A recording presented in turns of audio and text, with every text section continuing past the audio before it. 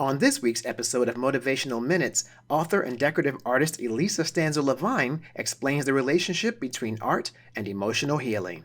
You have shared sort of this correlation between art and healing, creativity and Yes. healing.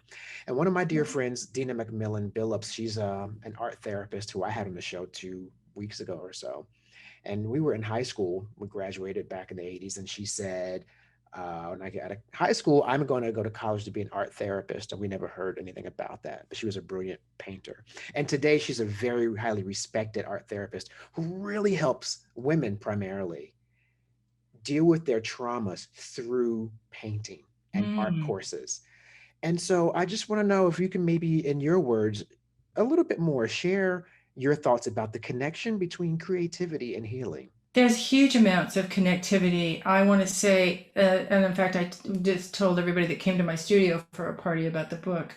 I said, we're in my studio. And I said, in any studio, if you ever go in one, just you need to know there's a lot of joy there and there will be tears. And they're like, what? And I said, this is where you face where your limitations are. This is where you face them until you finally realize you have to pray. And when you pray, then you get an answer and then you're okay. But you need to be faced with the fact that you don't know everything in order to really be ready to receive, And this is part of the healing process with art in the internal person who's doing the art. The other portion that has to do with what you're offering, this is the question, very interesting question. It doesn't matter what you're making. Will this that you are making be seen and received? You think that it needs to be received like you intended, right? This is not the case, okay? Right. No, this is never the case. This book I have here, this is a book and it's full of word pictures of past and present and hopes. It's not for me to say how that will be received. It was for me to say this must be done, and now it is done, and I'm giving it. And I would love to hear how it's received, but that is not the point. I'm not in control of that.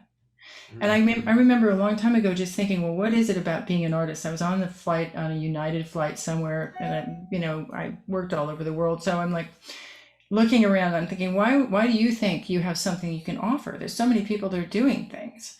And then I looked at the gray carpet they put on the wall in the United. It's just everywhere in the United plane. I'm like, good Lord, okay, because people are looking at this. They need something else. There may be, just millions of people creating, but certainly there's no shortage of a need, right, for delight. Right. There's no shortage. Absolutely. So, yeah. That's really So you can inhibit yourself. And that's the other thing about the studio experience, or you're sitting with a plain white piece of paper, with your pen.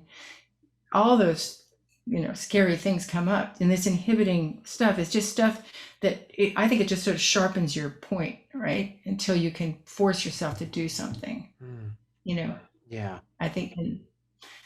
I have one more thing. You can decide to add or not put it in.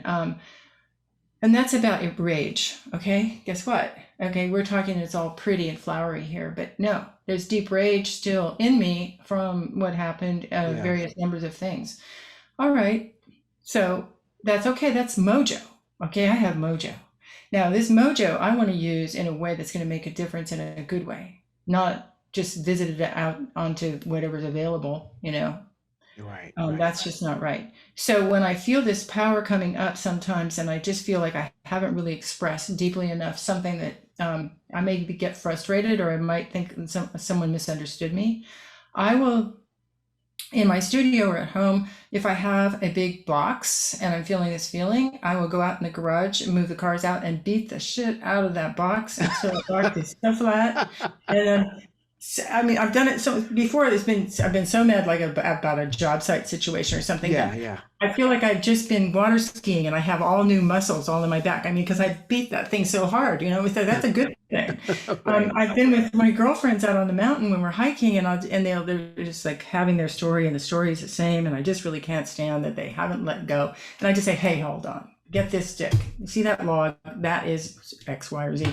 Beat the shit out of that. And I've had actually other other hikers come along and they're just going, and the hikers come and like, what's happening? I'm like, don't worry, it's fine. Yeah. Don't call the police. We're just working out some stuff here. Yeah.